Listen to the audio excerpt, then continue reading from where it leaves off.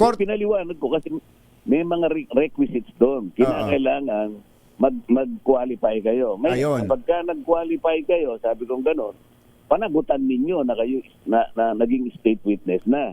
Habang state witness ka na kasi, Ka Jerry, Ka Tunying, ay kailangan yung undertaking mo sa ilalim ng pananagutan mo bilang isang state witness, ay talagang panagutan mo hanggang sa may panalo nyo yung kaso. Kasi kapag meron kang hindi pinanagot, halimbawa, hindi mo na pagtibay yung nauna mong sinabi. Kasi isa sa requirement, kinakailangan yung mga ebidensya mo magtutugma doon sa iyong testimony. Kasi yung testimony should be, sabi niya ganyan, supported in material points.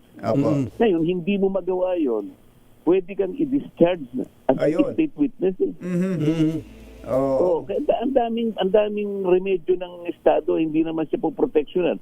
Hindi ka na nakakatulong yung mga nauna mong binanggit, hindi mo naman pala mapapatibayan, hindi ka na po pwedeng maging state witness. Aalisin ka na namin sa programa.